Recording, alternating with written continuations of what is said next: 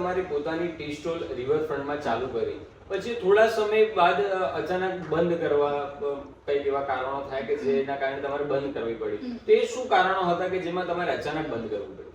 હું તો દોષ દઈશ કે એ જ સ્ત્રીનો કે જેણે મારી પ્રગતિ જોયા વગર, જેણે મહાદેવના કસમ ખાધા હતા એકવાર કે હવે હું તારી માફી સ્વીકારું છું, અને એ સ્ત્રીને મારી સ્ટોલ વાયરલ થઈ એ સહન ના થયું અને એને ફરીવાર કોર્પોરેશનમાં લેટર લખ્યો.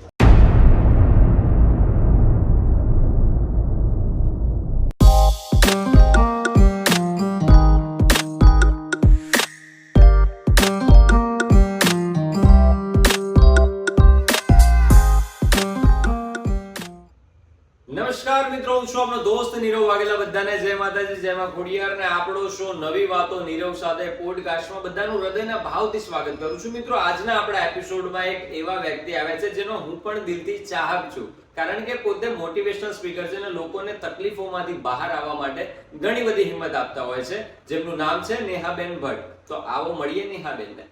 જય માતાજી. જય માતાજી ભાઈ. પહેલા તો કેમ છો? બસ મજા. અમારા દર્શક મિત્રોને ખાસ કરીને તમારા ચાહક મિત્રો તમારી સાથે વાતો કરવા માટે ઘણા બધા આતુર છે, તમારા વિશે ઘણું બધું જાણવા માટે આતુર છે. તો આપણે તમારા ઇન્ટ્રોડક્શન થી શરૂઆત કરીશું. પહેલા તો તમને ખૂબ ખૂબ અભિનંદન કે તમે તમારી પોડકાસ્ટ ચેનલમાં મને ઇન્વાઇટ કરી. મારા દ્વારા ગુજરાતની જનતાને બહુ ટાઈમ પછી હું સાંભળવા મળી છે અને મને બહુ આનંદ છે. પહેલા તો થેન્ક યુ સો મચ બેન કે તમે આવ્યા, તો મને તમારા સાથે બેસવાનો મોકો મળે બેન. ને મારા વિશે તો ઓલમોસ્ટ લોકો જાણે છે કે એમપ્યુટી નેહા રિવરફ્રન્ટ પર મારી ટી સ્ટોલ હતી, અને ટી સ્ટોલ હટાવવાના બે વિડીયો પરથી આજે અમદાવાદમાં એક બી લોકો એવા નથી કે જે મને ના ઓળખતા હોય. કદાચ તમે વિડીયો શેર કરશો ત્યારે તમને ઓલમોસ્ટ ખબર પડી જશે કે અમદાવાદના લોકો ઓળખે છે. તમારી ઓળખાણ આખા અમદાવાદમાં નહીં પણ સમગ્ર ગુજરાતની અંદર ખૂબ જ તમે નામના મેળવી છે, કારણ કે દરેક લોકોના જીવનમાં કંઈક આવી ઘટનાઓ બનતી હોય ત્યારે બધા જ લોકો હિંમત હારી જતા હોય છે, પણ હિંમત હારી જવાના બદલે તમે કંઈક સારું અને નવું કરવાનો પ્રયત્ન કર્યો, જેના કારણે તમને ખૂબ જ સારી એવી ઓળખાણ મળી છે. તો જ્યારે તમારી સાથે આ ઘટના બની ત્યારે તમારી શું પરિસ્થિતિ હતી? ઓલમોસ્ટ બધા સાથે કંઈક ને કંઈક બનતું હોય છે. અમુક લોકો મારા જેવા હોય છે કે જે લોકોની સામે તરી આવે છે, અને અમુક લોકો એવા હોય છે કે જે લોકોની સામે નથી આવી શકતા કારણ કે એ લોકોને એક જાતની અંદરથી શરમ હોય છે કે હવે મારો પગ નથી અને કઈ રીતે થશે. પણ મારો અકસ્માત થયો મારા માટે એક બેનિફિટ જ છે, કારણ કે પહેલાની નેહા જેને કોઈ ઓળખતું જ નહોતું, આજ સુધી મેં ક્યારે મારો ફેસ રિવીલ નહોતો કર્યો. કોઈ નેહા ભટ્ટને ઓળખતા હશે કદાચ 5 થી 10 જણા અને બહારના બધા, પણ નેહા કોણ છે કોઈને ખબર નથી, કારણ કે હું હંમેશા ફ્રન્ટ નથી મૂકતી, બેક સાઈડ મૂકતી હતી. આજે અકસ્માત થયો, મારો પગ કાપવો પડ્યો, એ પરિસ્થિતિ બહુ જ ખરાબ હતી. જ્યારે આપણે સાજા સારા હોઈએ અને આપણો હાથ અથવા પગ કાપવો પડે તો એટલીસ્ટ જે વિડીયો જોતા હોય એ લોકો 5 થી 10 મિનિટ બી એક પગે ઊભા રહીને જોવે ને તો એ લોકોને સમજાશે કે હવે મારે આખી જિંદગી એક પગ સાથે જ જીવવાની છે. અકસ્માત તો એની જર્ની અમદાવાદમાં બધાને ખબર છે ઓલમોસ્ટ, કે હું બસમાં જતી હતી, મારો અકસ્માત થયો, બસની સામે ટ્રક હતો, હું બસમાંથી પડી ગઈ, મારો ફેસ છે 2 ભાગમાં ડિવાઈડ થઈ ગયો. ભગવાનની દયાથી આખા ફેસમાં કોઈ પ્રોબ્લેમ નથી. છોકરીઓને ફેસ બહુ વાલો હોય ને, પણ મને પહેલાથી એવું હતું જ નહીં, કારણ કે હું મારો ફેસ રિવીલ જ નથી કરતી. પણ હું અત્યારે ખુશ છું આ નવા ગેટઅપ ને નવા લુક સાથે. ભગવાને મારો 50% પગ પહેલા કાપ્યો, બીજા અઠવાડિયામાં 20%, એટલે હું 80% ડિસેબલ તો થઈ ગઈ. પણ એ ડિસેબલ થયાનો ટાઈમ બહુ જ ખરાબ હતો કે જ્યારે મારા પપ્પાના ખીચામાં ખાલી 500 રૂપિયા હતા. પરિવાર મારા પર ચાલતું હતું, હું શિક્ષક હતી, ભાઈ સ્ટુડન્ટ હતો, અને ઘરના લોકોને એવું જ હતું કે આનો અકસ્માત થયો છે, કંઈ નાનું એવું જ હશે. પણ અચાનકથી રાત્રે 1 વાગે ડિસાઈડ કર્યું કે ભાઈ આનો પગ કાપવો પડશે. અને એ સમય કે જ્યારે તમારી પ્રિય વ્યક્તિ બી તમને છોડીને જાય તો તમે બહુ દુઃખી થઈ જતા હોય, સુસાઇડના વિચારો કરતા હોય, જીવવાની આશા છોડી દેતા હોય અને ઘણા સમય સુધી ડિપ્રેશનમાં રહેતા હોય. પણ મારો તો એક પગ જ નહોતો, હું બી બહુ રડી હતી, બહુ જ દુઃખ હતું મને એ વાતનું. પણ આજે બધા લોકોના લીધે હું ખુશીથી ગર્વથી જીવી શકું છું, કારણ કે બધા બહુ સપોર્ટ કરે છે. નેહાબેન, અત્યારે તો તમને લોકો ઓળખતા જ હોય છે, તમને ખૂબ જ નામના મળી છે, ખૂબ જ તમને લોકો પ્રેમ કરે છે, પણ અમે એ નેહા વિશે જાણવા માંગીશું કે જે તમારી અકસ્માત પહેલાની તમારી લાઈફ કેવી હતી અને તમારી લાઈફસ્ટાઈલ એ વખત કેવી હતી, અમે એ જાણવા માંગીશું. અકસ્માત તો બધાને ખબર છે, ઓલમોસ્ટ બધા જાણે છે. અને અમદાવાદના લીધે જ આજે હું છું, કારણ કે અમદાવાદે જ મને એમ્પ્યુટી નેહા બનાવી છે. બાકી તો નેહા કંઈ જ નથી, શૂન્ય હતી. સ્ટાર્ટિંગથી હું કહીશ કે નાનપણથી હતી હું તોફાની, પણ ત્યારે ફોન નહોતા, ત્યારે કોઈ યાદો આપણે કેપ્ચર નહોતા કરી શકતા. આપણી લાઈફ ખાલી માણવાની હતી અને એ લાઈફને મેં બહુ જ સારી રીતે માણી હતી. જ્યારે હું નાની હતી અને અમે પપ્પાને 7 ભાઈઓ, અમે બધા જોઈન્ટ ફેમિલીમાં ભાઈઓ બહેનો રહેતા હતા, એટલે અમે લોકોએ બધી જ ગેમ્સ જે બહાર રમાતી હોય ને, મોબાઈલ તો હતા નહીં, તો એ બધી ગેમ્સ રમતા, બહુ મજા કરતી, બહુ જ મજા કરતા. અને સ્કૂલમાં બી મારું એવું જ વ્યક્તિત્વ હતું કે જ્યારે ટીચર ભણાવતા હોય તો મને ભણવાની કોઈ ઈચ્છા ના થતી. બેન્ચની નીચે ડબ્બો ખોલીને નાસ્તો કરતા હતા અને ક્યારેક શાયરીઓ લખતા. અરે એ ટાઈમે એવું હતું કે શાયર બની જઈશું આપણે, પણ એવી બધી કોઈ ઈચ્છાઓ તો પૂરી થઈ નહીં. અને પછી ક્યારેક આમ પેટમાં માથું દુખે છે કરી અને બહાર ગ્રાઉન્ડમાં જતા રહેતા. એટલા બધા નાટકો કર્યા છે અને એના લીધે આજે મારી સ્કૂલના દરેક શિક્ષકો અને મોસ્ટલી બધા સ્ટુડન્ટ મને ઓળખે છે. એટલું તોફાની મારું વ્યક્તિત્વ હતું એ સમયે. તમે જેમ કીધું કે શાયરી લખી દેતા, તો તમને કંઈક આમ શાયરાના ટાઈપનો અત્યારે પણ એવો શોખ છે ખરો? યાદ રાખવું મારા માટે બહુ ટફ વસ્તુ છે, પણ હા, અકસ્માત પછી લોકોએ મને શીખવાડ્યું કે કદમ જો સ્થિર હોય તો રસ્તો જડતો નથી અને અડગ મનના માનવીને હિમાલય પણ નડતો નથી. ક્યાં વાત છે. તો આવી 1-2 શાયરીઓ મને લોકોએ ગોખણપટ્ટી કરાવી દીધી છે કે જ્યાં હું લોકોને કહી શકું અને હિંમત આપી શકું. હજી એક છે કે કોશિશ કરને વાલો કી કભી હાર નહીં હોતી. નેહાબેન, તમે જ્યારે તમારા નેટિવ પ્લેસ મહુવાથી અમદાવાદમાં આવ્યા, ત્યારે કોઈ પણ વ્યક્તિને જ્યારે પોતાનું ઘર, પોતાનું ગામ કે પોતાનો પરિવાર છોડીને ક્યાંય પણ સેટ થવું હોય તો બહુ જ બધા આમ પડકારોનો સામનો કરવો પડતો હોય છે. ત્યારે તમારે કેવા પડકારોનો સામનો કરવો પડ્યો? હા, જ્યારે મેં 3000 માં પહેલી જોબ કરી, બરાબર, ત્યારે એવું હતું કે હવે હું ઇંગ્લિશ મીડિયમમાં જોબ કરવાને લાયક થઈ ચૂકી છું અને 100 છોકરાઓનો ક્લાસ હતો જેમાં હું બધાને ભણાવી શકતી હતી, ઇંગ્લિશમાં સ્ટોરી બી કહી શકતી હતી, પોયમ બી ગાઈ શકતી હતી એ લોકોની સાથે, અને લાઈફ બહુ સરસ ચાલી હતી. પછી મેં મહુવાથી 100 કિલોમીટર દૂર જ્યાં મેં પ્રીપીટીસી કર્યું હતું ભાવનગર, મેં ત્યાં 7000 માં બીજી જોબ સ્ટાર્ટ કરી. અને પછી હવે 5000 ને 7000 ની વચ્ચે લાઈફ બહુ સ્ટ્રગલ બહુ જ ચાલતી. મેં કીધું તમને હમણાં, આપણે વાત થઈ કે ભાઈ 15 રૂપિયાની મમરાની કોથળી લઈ અને હું અઠવાડિયું 15 દિવસ એ જ મમરામાં ચલાવતી. એટલો ખરાબ સમય હતો. અને હવે હું ઘરે આપું તો હું ના જમી શકું, અને જો હું જમું નહીં તો આગળ જતા બી મારે પ્રોબ્લેમ થાય. એવું નથી જમી એનું અત્યારે મારે ક્યાંક ને ક્યાંક સફર કરવું પડે છે કે હું અત્યારે બોડીને બેલેન્સ નથી કરી શકતી, કારણ કે બોડીમાં એટલી તાકાત જ નથી, કારણ કે પહેલા આપણે જમ્યા જ ના હોય. તો એવું કહે છે ને કે જૂનું ખાધેલું હોય તો તમે અત્યારે કરી શકો. અને પછી ફાઇનલી 2-3 વર્ષ સ્ટ્રગલ કર્યા પછી હું અમદાવાદ આવી 2012માં, અને ત્યારે હું પ્રોપર ટિપિકલ કાઠિયાવાડી લેંગ્વેજ બોલતી હતી. એટલે મેં મારું સ્ટાર્ટિંગ કરિયર કોલ સેન્ટરથી કર્યું. ત્યારે 6000, પણ મારે બોલતા શીખવું હતું કે અમદાવાદ વાળા લોકો કાઠિયાવાડી સમજીને મને કાઢી ના નાખે એમ. મેં એક બી જગ્યા એવી નથી કે જ્યાંથી હું રિજેક્ટ થઈ હોય અને મેં જોબ ના કરી હોય. Call centre, marketing, automobile industry, service, બધી જોબ કરી. અને પછી મને લાગ્યું કે હવે દુનિયામાં કોઈ બી મને ક્યાંયથી કાઢી નહીં શકે. અને પછી ફર્સ્ટ જોબ મારી 15000 પગારમાં વિજાપુરમાં સ્કૂલમાં મળી. અને ત્યારે એવું હતું કે હોસ્ટેલ હતી અને પગાર બધો પડ્યો રહેતો હતો, એટલે મોજની જિંદગી ચાલુ થઈ ગઈ કે હવે આપણે જમ્પ મારતા રહેવાનું છે અને પગાર વધારવાનો છે. તો આ મારું ફર્સ્ટ કરિયર કે 3000 થી 15000 હું પહોંચી ગઈ હતી અને લાઈફ સરસ ચાલતી. જ્યારે તમે આ બધી સ્ટ્રગલો કરી રહ્યા હતા ત્યારે દરેક લોકોના જીવનમાં કંઈક એવું થતું હોય છે કે જેને ક્યાંક ખૂબ જ બહુ બધા ગોલ હોય, પણ જે ઉંમર છે કે જે 22 વર્ષ 25 વર્ષ કે આ બધાનો વચ્ચેનો જે ગાળો છે, ત્યારે બધા જ લોકોને ક્યાંક ને ક્યાંક નજરો પ્રેમથી પણ ઘણી બધી જગ્યાએ એવી પણ નજરો લાગી જતી હોય છે, ક્યાંક ને ક્યાંક પ્રેમના પ્રકરણમાં બધા ખોવાઈ જતા હોય છે કે જેનાથી એમના લાઈફના ગોલમાંથી એના એ ટ્રેક પરથી લોકો ફરી જતા હોય છે, ક્યાંક અલગ ટ્રેક પર ચડી જતા હોય છે. તમારી સાથે ક્યારે આવું થયું? પ્રેમ થઈ શકે પણ પરિવાર મારી ફર્સ્ટ પ્રાયોરિટી છે. એટલે ઘણા બધા લોકોએ પ્રપોઝ, કારણ કે પહેલા હું બહુ સરસ દેખાતી, તમે કદાચ મારી પ્રોફાઇલમાં જોયું હશે તો, કે મેં મારી જાતને બહુ સારી રીતે મેન્ટેન કરી હતી. પ્રપોઝલ બી એટલા બધા આવતા હતા, હજુ બી આવે છે, પગ નથી છતાં બી લોકો મને આજે બી સ્વીકારવા તૈયાર છે.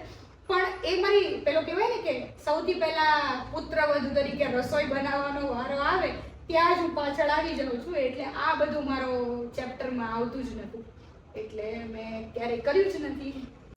જ્યારે તમારી સાથે આ ઘટના બની પછી તમે પોતાની ટી સ્ટોલ શરૂ કરવાને એક નવો એવું તમને વિચાર આવ્યો કે આ હું કરું, તો એ વિચાર તમને ક્યાંથી આવ્યો? તો કોઈ બીજો કોઈ જ ધંધો નહીં ને ચાની લારી ખોલવાનો વિચાર કેમ આવ્યો? તમે એકદમ બધા કનેક્ટેડ સવાલ પૂછો છો.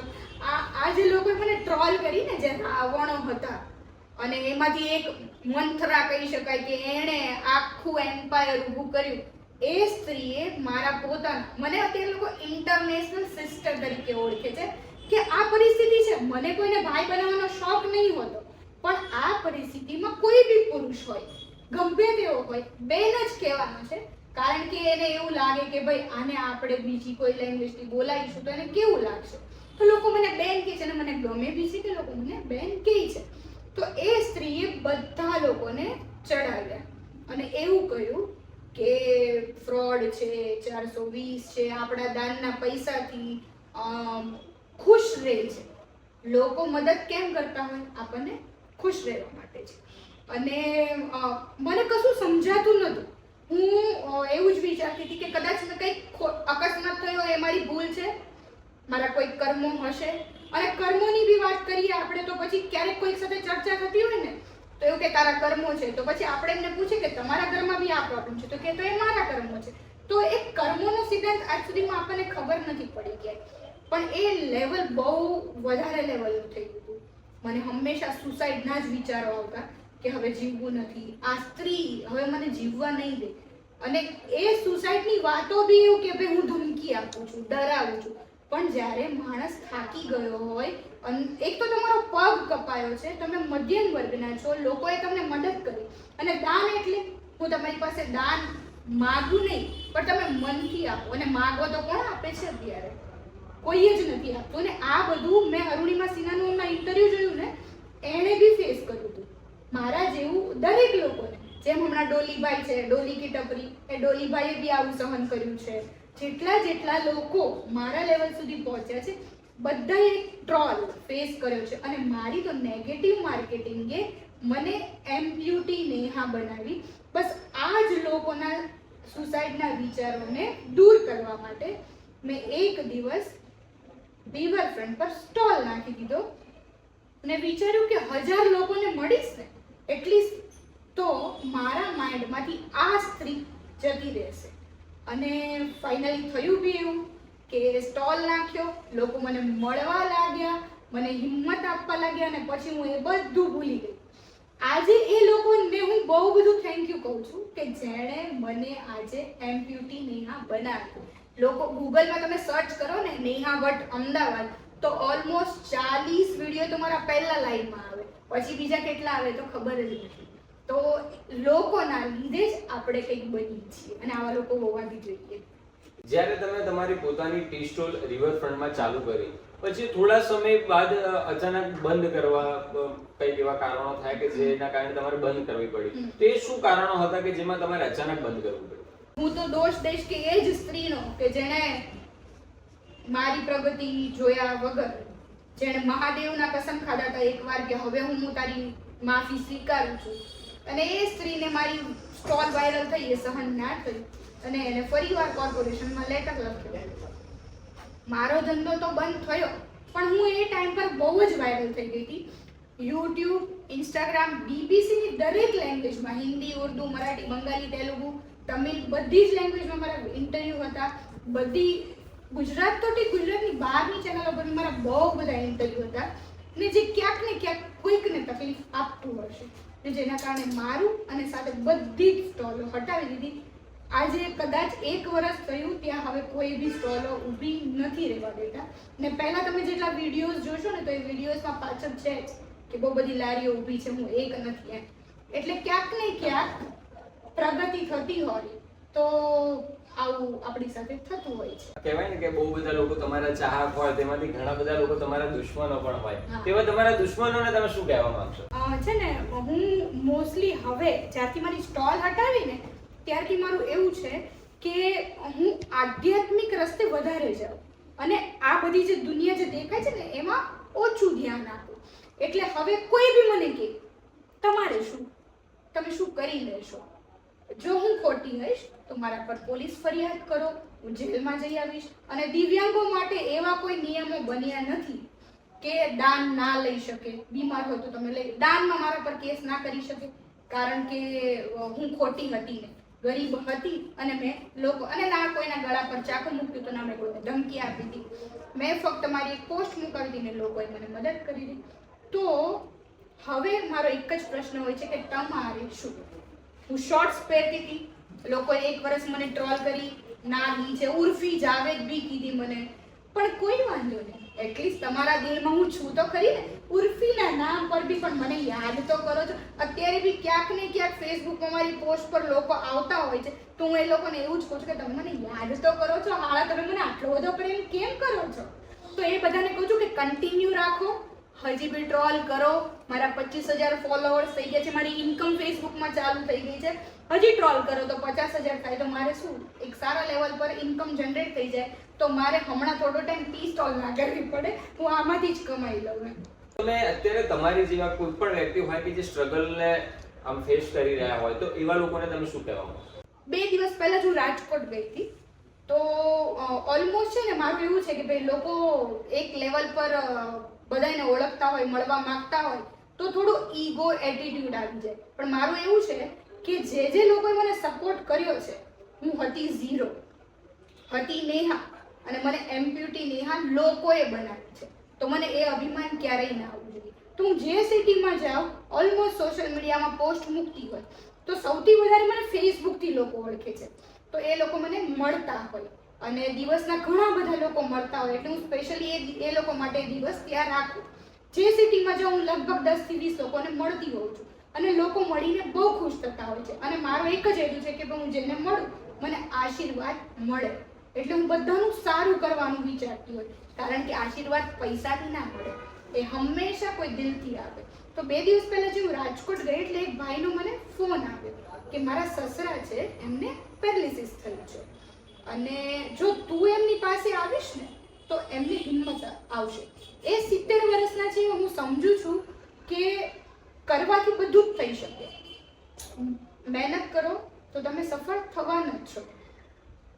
એટલે મેં એમને મળી અને મેં એમની હાલત જોઈ, વ્હીલચેર પર જ છે, ઘરમાં ચાલી શકે, બહાર નથી ચાલી શકતા. ત્યારે મેં એમને કીધું કે હું બી તમારા જેવી જ છું, હવે છે ને તમે પ્રેક્ટિસ કરશો એટલે તમે ચાલી જ શકશો.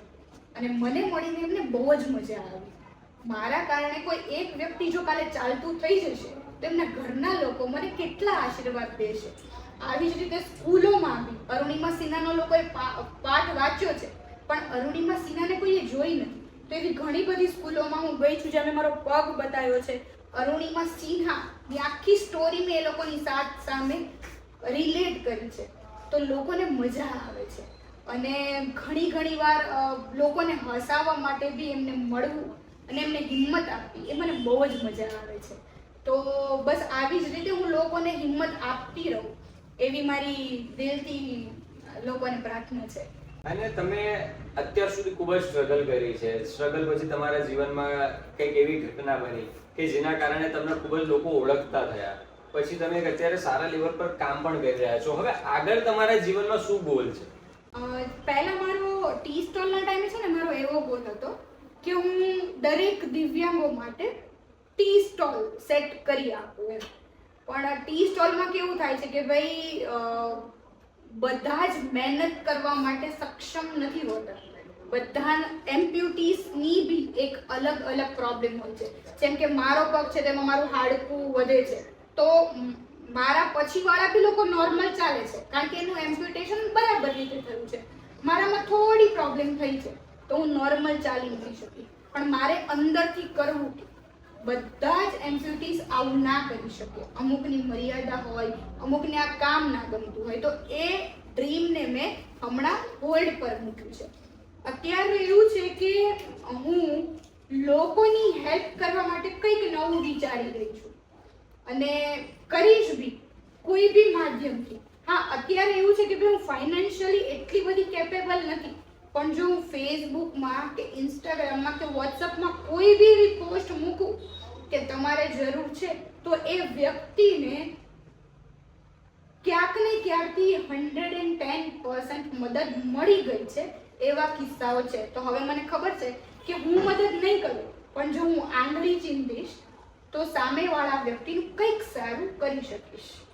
અને અત્યારે તમે ઘણા બધા લોકોને એવી રીતે મદદ કરતા હો છો કે પોતે જે તમે હિંમત આપતા હો છો કે ભાઈ તમે આગળ વધો. આ જ્યારે કોઈ પણ જીવનમાં આવી કોઈ ઘટના બને તો એનાથી તમે હિંમત ના હારી જાઓ. પણ મેં ક્યાંક ને ક્યાંક એવું પણ સાંભળ્યું છે કે એક સમય એવો હતો કે જ્યારે તમે પણ સુસાઇડ કરવાના પ્રયત્નો કર્યા છે. તો એ વખતનો સમય એવો શું સમય હતો કે જેના કારણે તમને આ હદના વિચારો આવે? હા, એકચ્યુઅલી તો એવું હોય ને કે જ્યારે આપણને પગ ના હોય, તો અત્યારે ઘરમાં તમે મારા ઘરની પરિસ્થિતિ જોવો ને કે અત્યારે મેં પ્રોસ્થેટિક લેગ પહેર્યો છે, પણ જ્યારે હું ના પહેરું અને વોશરૂમ જવું હોય તો મારે કૂદીને જવું પડે. પહેલા હું મિત્રોની સાથે કોઈ પણ સમયે રખડતી, અત્યારે એ લોકોને મને સાથે લઈ જવામાં બી બહુ ધ્યાન રાખવું પડે. મેં જે લાઈફ જીવી છે એ અત્યારે હું કરી નથી શકતી. પહેલા હું એક્ટિવા લઈને હું આખા અમદાવાદમાં 150-200 કિલોમીટર ફરતી, અત્યારે કોઈ મને લઈને જાય તો જ હું જાઉં છું. તો એ લાઈફ મને બહુ ટફ લાગતી હતી. પહેલા તો એવું હતું કે મારા ખભા પર બી ફ્રેક્ચર હતું, તો મારે આટલી હાઈટ પર બી આવવામાં 2 જણાનો સહારો જોઈતો હતો. હવે તમે આટલા સરસ લાઈફ જીવતા હોય ને અચાનકથી તમારી સાથે આવું થાય તો ત્યારે જ એવું હતું કે હવે નથી જીવવું, મારી લાઈફ પતી ગઈ છે. ત્યાં ડોનેશનની વાત આવી, ત્યાં પેલી લેડીસે મને ટ્રોલ કરી, એટલે એણે મેન્ટલી ટોર્ચર એ લેવલનું કર્યું અને ફ્રોડ 420 બહુ આરોપ લગાવ્યા. અને છેલ્લો કે ભાઈ કેરેક્ટરલેસ. એક સ્ત્રીને જ્યારે તમે કોઈ બી બાજુથી નથી પહોંચી શકતા તો કેરેક્ટરલેસ. જેટલી જોબ છોડી મેં, એ બધી જોબ મેં મારા કેરેક્ટરના લીધે છોડી છે. તો સાબિતી અને આરોપો મારાથી સહન, કારણ કે સત્યની સાબિતી ના હોય, આવું મેં ભગવદ્ ગીતામાં વાંચ્યું છે. સત્ય માટે હંમેશા ચૂપ જ રહેવું પડે.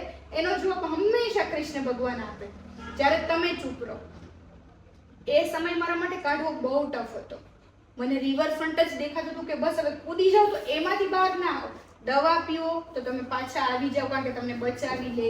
તમે બળો તો તમારાથી સહન ના થાય. એટલે મને રિવરફ્રન્ટ જ દેખાતો હતો કે અમુક કિસ્સાઓ જોયા ને રિવરફ્રન્ટ પાસે સુસાઇડના. મેં કીધું ચલો હવે હું આ બધાને શાંત.